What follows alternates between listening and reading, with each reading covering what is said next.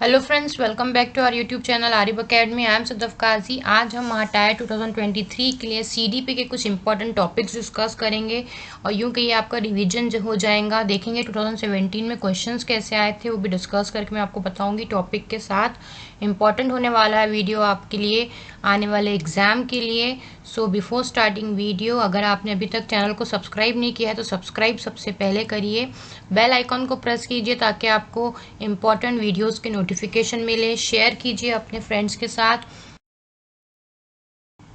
So first slide है हमारी, progress before birth, prenatal development जिसको हम कहते हैं, जो बर्थ से पहले होता है ना। ये भी चीज़ें, इस पे भी क्वेश्चंस बने हुए हैं टाइट में कि कौन कौन सी 3 फेजेस होती है प्री नेटल डेवलपमेंट की, यानी पैदाइश से पहले की। जर्माइनल स्टेज होती है, जो पहले 2 हफ्ते होते हैं वो जर्माइनल स्टेज कहलाती है।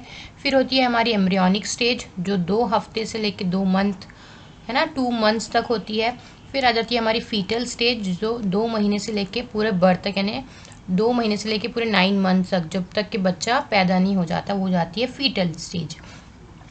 तो एक क्वेश्चन बना था टाइट में ही कि सबसे ज़्यादा खतरा कौन सी स्टेज में होता है इंजुरी होने का, डैमेज होने का, तो वो होती है हमारी एम्ब्रियोनिक स्टेज। ये 2 हफ्ते से 2 महीने वाला जो पीरियड रहता है ना, ये बहुत नाजुक होता है। तो इस पर क्वेश्चन ऑलरेडी आया हुआ है कि एम्ब्रियोनिक स्टेज जो है वो बिल्कुल ही खतरे वाली होती है। अगर यहाँ इस स्टेज में कुछ इंजुरी हो जाती है या कुछ डैमेज होता है तो डायरेक्ट जो है आपको अबॉर्ट करना पड़ता है बच्चा। ठीक है, तो ये स्टेज जो है बहुत इंपॉर्टेंट है और आपको ये तीनों स्टेजेस के नाम भी पता होना चाहिए।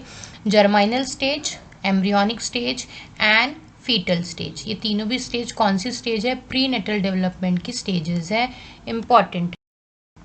नेक्स्ट है, अब बच्चे के जन्म के बाद 0 to 2 मंथ जो है वो न्यू बॉर्न बेबी का जो है स्टेज होता है। डायरेक्ट क्वेश्चन बनता है कि न्यू बॉर्न का कितना ड्यूरेशन होता है, तो 0 से 2 महीने। ठीक है, फिर इन्फेंट का 2 महीने से 1 साल और टोडलर का होता है 1 साल से 4 साल। ये जो है स्टेजेस ऑफ अर्ली चाइल्डहुड है। बाद की स्टेजेस हम बता देते हैं कि एडोलेसेंस है ना, एडल्टहुड, ये वाली चीज़ें हमको पता होती है, लेकिन स्टार्टिंग में थोड़ा कंफ्यूजन हो जाता है। तो न्यू बॉर्न जो है 0 से 2 महीने रहेंगे, 2 महीने से 1 साल जो इन्फेंट रहेगा और 1 साल से 4 साल जो है वो टोडलर रहेगा। क्वेश्चन बना भी है टाइट में कि टोडलर का क्या ड्यूरेशन होता है, तो 1 से 4 साल की जो है ड्यूरेशन होता है।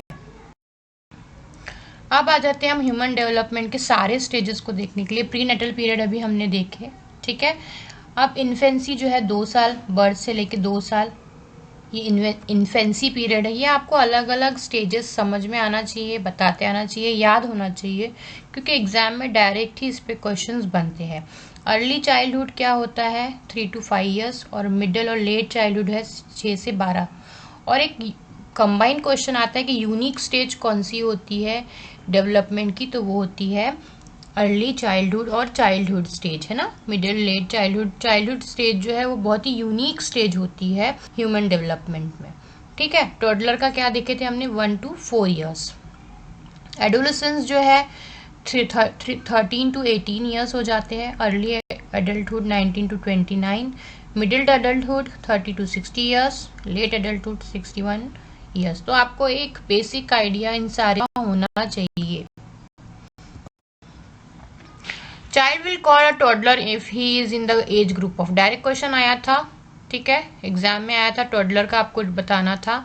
इसका सही आंसर था 0 to 10 महीने। नहीं, ये तो आपका स्टार्टिंग वाला पीरियड हो गया ना।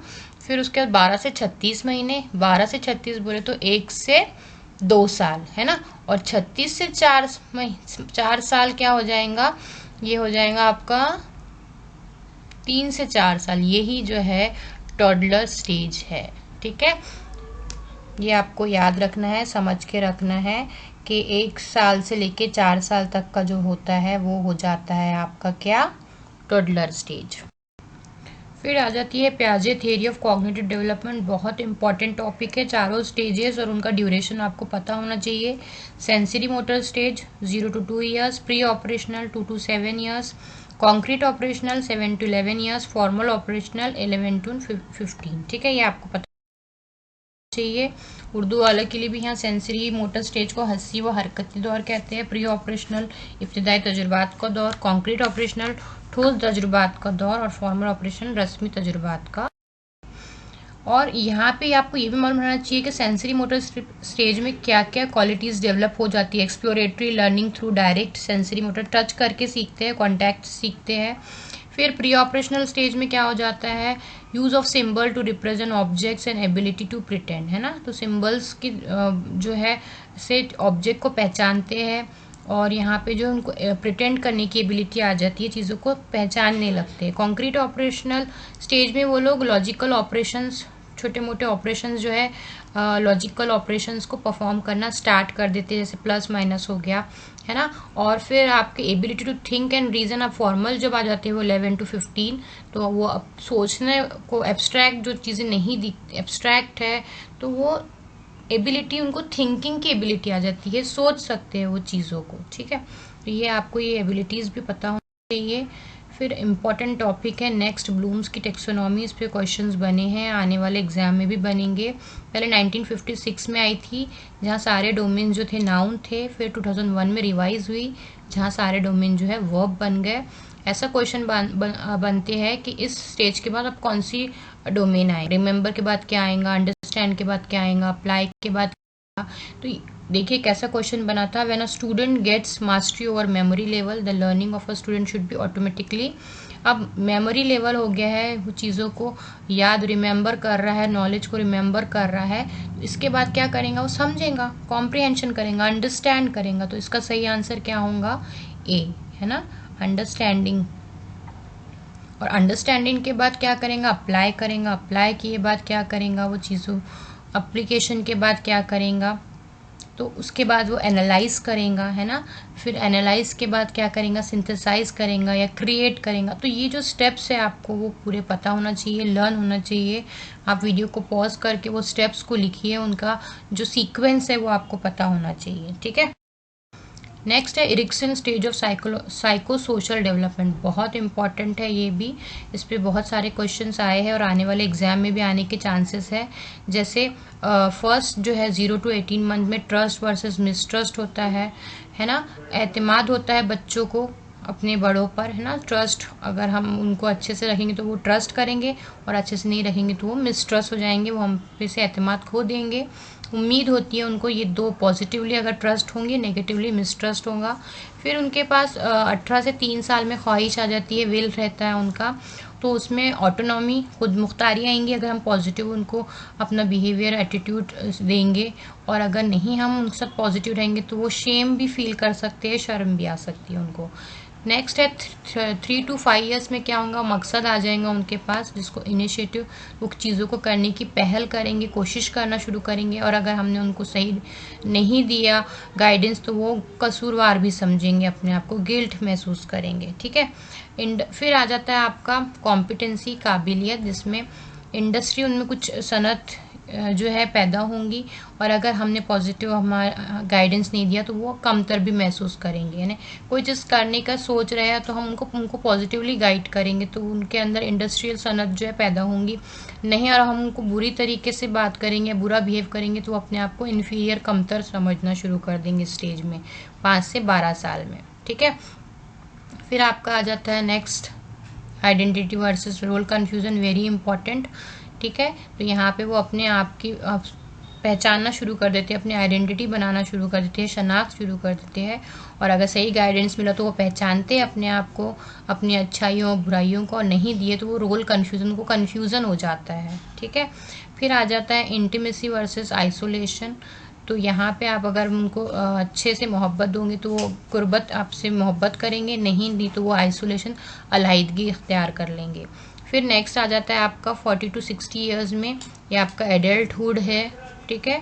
और इसमें जनरेटिव तौलीदी आ जाएंगी, जनरेटिविटी आ जाएंगी, या फिर स्टैग्नेशन है, आप आगे बढ़ोगे, कुछ जनरेट करोगे, नहीं तो आप वहीं के वहीं जमूद हो जाओगे, स्टैग्नेंट हो जाओगे, जम जाओगे। लास्ट स्टेज है ईगो, इंटीग्रिटी एंड डिस्पेयर। तो ईगो से आपके अंदर जो है सालमियत आएंगी, नहीं तो आप मायूसी में चले जाओगे। तो ये एक पॉजिटिव साइड भी है और एक नेगेटिव है। अगर पॉजिटिवली हम चीज़ों को देखते हैं तो ये सारी चीज़ें डेवलप होंगी, नेगेटिव अगर हम नहीं उनको गाइडेंस देते हैं तो फिर ये वाला जो है साइड आएगा। बहुत इम्पॉर्टेंट है, क्वेश्चन बन चुके हैं कि एडोलेसेंस से एडल्टहुड में क्या चेंजेस होते हैं। तो आइडेंटिटी और इंटीमेसी एक फिल इन द ब्लैंक करके क्वेश्चन था, इसलिए मैं रिवाइज करते चल रही हूँ क्वेश्चंस को, क्योंकि पहले एडोलेसेंस में आइडेंटिटी आती है, फिर एडल्टहुड में इंटीमेसी आ जाती है। ये पॉजिटिव वाले चीज़ों को फिल इन द ब्लैंक में पूछा गया था। तो आगे आपसे हो सकता है जनरेटिविटी और ईगो इंटीग्रिटी पूछ ले, तो आपको ये स्टेप्स याद रहना बहुत ज़रूरी है ना। Generativity versus stagnation, ego integrity versus despair. तो आप ये जो सीक्वेंस है साइको सोशल क्राइसिस की, वो उसको लर्न कीजिए, बहुत इंपॉर्टेंट है आपके कमिंग एग्जाम के लिए। नेक्स्ट है यहाँ पे इंग्लिश में दिया हुआ है, सेम वही चीज़ है आपकी जो है साइको सोशल क्राइसिस और उनका एज। नेक्स्ट है इंटरनल मोटिवेशन, आपके जो है पॉजिटिव भी हो सकते हैं, नेगेटिव भी हो सकते हैं, बोथ। तो बोथ इसका सही है। इंटरनल मोटिवेशन जो है वो हमेशा पॉजिटिव रहे, ज़रूरी नहीं है नेगेटिव भी हो सकते हैं।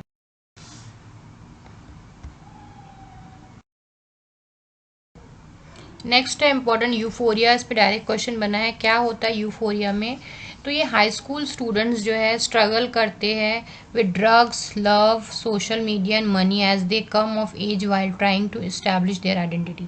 तो वही एडोलेसेंस की स्टेज में ही होता है ये यूफोरिया, जहाँ बहुत कन्फ्यूज़न होता है बच्चों को अपने आइडेंटिटी को लेके, और यहाँ पे वो अपने आइडेंटिटी को पाने के लिए, कुछ चीज़ हासिल करने के लिए, चाहे प्यार हो गया हो या सोशल मीडिया में जाना है या पैसा चाहिए या ड्रग एडिक्शन भी इस एज में होता है, उसके लिए जो है स्ट्रगल करते हैं, और ऐसी स्टेज को कहते हैं यूफोरिया। इस पर डायरेक्ट क्वेश्चन बना है, इसलिए आपको पता होना चाहिए हाई स्कूल चिल्ड्रन में होता है। क्यों स्ट्रगल करते हैं? ड्रग्स के लिए, लव के लिए, सोशल मीडिया के लिए, मनी के लिए, ठीक है। और एडोलेसेंस पीरियड है ये, जहाँ वो अपने आइडेंटिटी के ढूंढने की कोशिश करते हैं। इमोशनल इंटेलिजेंस भी बहुत इंपॉर्टेंट है। The ultimate guide to mastering and controlling your emotions for a better living. इसका डेफिनेशन है कि अपने इमोशंस को हम सही तरीके से कैसे कंट्रोल करेंगे, गाइड करेंगे, सही तरह से कैसे जिएंगे, वही हमारा emotional intelligence.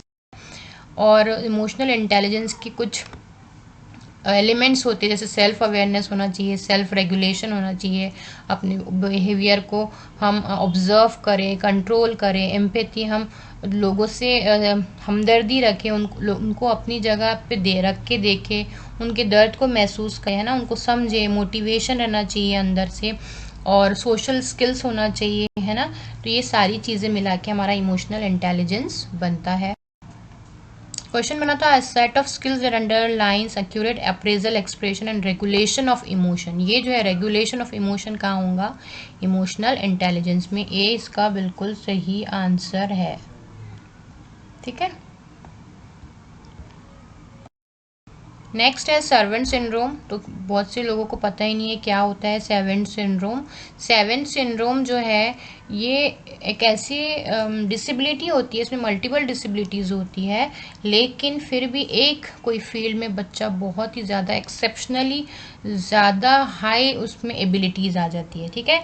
Is a remarkable condition in which people with autism, mental handicaps, autism से शिकार होगा बच्चा, मेंटल हैंडीकैप्स होगा, मेजर मेंटल इलनेस होंगी, लेकिन एक एक्सेप्शनल एबिलिटी स्पेसिफिक एरिया में उसके पास होगी, सर्वेंट सिंड्रोम। नेक्स्ट है 4 पर्सनालिटी टाइप्स, आपको पता होना चाहिए, इस पर हमेशा क्वेश्चन बनते हैं। ए जो है गोल डायरेक्टेड होते हैं, रिस्क टेकिंग होते हैं। बी जो है सोशल होते हैं, है ना, रिलेशनशिप ओरिएंटेड होते हैं। सी जो है वो थिंकर होते हैं, डिटेल ओरिएंटेड होते हैं। और डी जो है टास्क ओरिएंटेड होते हैं, स्टेबलाइजिंग होते हैं, कॉशियस होते हैं। और यही टाइप डी पर्सनालिटी के जो लोग हैं ना, यही जो है डिप्रेशन का भी शिकार होते हैं, ये भी आप याद रखो। नेक्स्ट है मैस्लोज हायरार्की ऑफ नीड्स में आपको ये पिरामिड याद रखना है। फिजियोलॉजिकल नीड्स जो बेसिक नीड्स है हमारी, रोटी कपड़ा मकान, ठीक है। फिर सेफ्टी नीड्स में आ जाता है सिक्योरिटी हमारी। सोशल नीड्स में लव एंड बिलोंगिंगनेस जो हमको फैमिली फ्रेंड से मिलेंगी। स्टीम नीड्स जो है वो हमारा कॉन्फिडेंस बढ़ाएगा, है ना, हमें जो है अटेंटिव बनाएगा, कॉम्पिटेंस लाएगा हमारे अंदर। और लास्ट में जब हम सब चीज़ें पा लेते हैं तो हम पहुंच जाते हैं सेल्फ एक्चुअलाइजेशन की, जहां हम सारी चीज़ों को अचीव फुल पोटेंशियल के साथ और हैप्पी रहने की कोशिश करते हैं। मीन्स हमको हर चीज़ अचीव हो जाएंगी लाइफ में, तो हम ऑब्वियसली हम लोग क्या होंगे, हैप्पीनेस आएंगी लाइफ में, हम सेल्फ एक्चुअलाइजेशन हमको मिल जाएगा। तो ये जो है आपको मैस्लो के हायरार्की ऑफ नीड्स याद रखना है, इंपॉर्टेंट है सारे स्टेप्स पिरामिड के। तो ये फ्रिट्ज सीडर की बैलेंस थियरी है, इस पे हमेशा क्वेश्चन बने हैं, बार बार रिवाइज कीजिए। P for person, O for other person, X for object attitude. तो यहाँ पे जो है बैलेंस और इम्बैलेंस आ जाता है ना एटीट्यूड में। तो ये वाली चीज़ें आपको याद रखना है। फ्रिट्ज सीडर ने दिया था, कई बार क्वेश्चन पूछा है, कौन सा बैलेंस, POX ट्राइंगल बैलेंस है ना, मॉडल फ्रिट्ज सीडर का दिया हुआ है, और ये चीज़ें आपको याद है। ठीक है, बैलेंस कब आएगा, जब तीनों भी चीज़ें पॉजिटिव होंगी। ये ऑब्जेक्ट है, ये दूसरा बंदा है, और ये सेल्फ है ना। तो यहाँ पे जो है आपका तीनों भी अगर ट्राइंगल में पॉजिटिव है तो बैलेंस हो जाएगा, और अगर दो नेगेटिव है एक पॉजिटिव है तो भी बैलेंस होगा, क्योंकि नेगेटिव नेगेटिव क्या हो जाता है, पॉजिटिव। ये दो कंडीशन जो है बैलेंस वाली कंडीशन है। और अगर तीनों भी नेगेटिव हुए तो अनबैलेंस होगा, या दो पॉजिटिव और एक नेगेटिव है तो भी अनबैलेंस होगा। तो ये चीज़ों को आपको याद रखना है, ये आपके प्रेफरेंस के अकॉर्डिंग दिया हुआ है। तो क्या याद रखेंगे आप, हीदर बैलेंस थ्योरी, जो दो बैलेंस वाले स्टेजेस यहाँ दिए हुए हैं आपको, तीनों भी पॉजिटिव रहना चाहिए या दो नेगेटिव और एक पॉजिटिव रहना चाहिए, ये दोनों भी कंडीशन में बैलेंस हो जाता है। ठीक है, फिर आपकी कॉग्निटिव डिसोनेंस लियोन फिट्जनर ने दी थी ये एटीट्यूड की जो है मॉडल। और इसमें क्या होता है कि जब हमारे दिमाग में दो टाइप के ख्यालात हैं, दो तरह की सोच है, और उसमें आपस में तालमेल नहीं बन रहा है, तो कौन सी कंडीशन आ जाती है, डिसोनेंस। और जब दो सोच हमें तालमेल बन जाता है तो आ जाता है कॉन्सोनेंस। तो ये डिसोनेंस और कॉन्सोनेंस आपको एटीट्यूड में देखने मिलेगा। और ये कॉग्निटिव डिसोनेंस का किसने दिया था कॉन्सेप्ट, लियोन फिट्जनर ने दिया था 1957 में, इंपॉर्टेंट।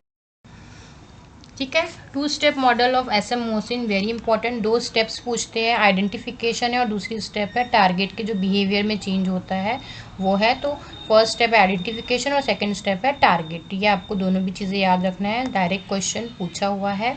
क्या होता है इसमें शॉर्ट में समझा देती हूँ। एक टारगेट है यानी स्टूडेंट है, उसका सोर्स है उसके टीचर। तो टारगेट अपने टीचर को क्या करेगा, ट्रस्ट करेगा, रिस्पेक्ट करेगा। टीचर भी जो है पॉजिटिव और अफेक्शनेट अट्रैक्शन देगा, और रेसिप्रोकल अट्रैक्शन उनके बीच चलता रहेगा। इंपॉर्टेंट है ये 2 step model SM Mohsin. Next है अटैचमेंट थ्योरी, बॉल्बी ने दी थी। तो उसमें 4 स्टेजेस होते हैं, pre attachment, attachment, clear cut attachment और फॉर्मेशन ऑफ रेसिप्रोकल रिलेशनशिप। ये चारों भी स्टेजेस इंपॉर्टेंट है कमिंग एग्जाम के लिए। किसने दी थी, जॉन बॉल्बी। क्वेश्चन कैसे बना था, famous psychologist gave the attachment theory, Bowlby. ठीक है, होप आपको डिस्कशन अच्छा लगा होगा, ये सारे इंपॉर्टेंट टॉपिक्स कवर किए जो नए हैं आपके लिए। अच्छा लगा है तो लाइक कीजिए वीडियो को, कमेंट्स करके बताइए, शेयर कीजिए अपने फ्रेंड्स के साथ। Thanks for watching.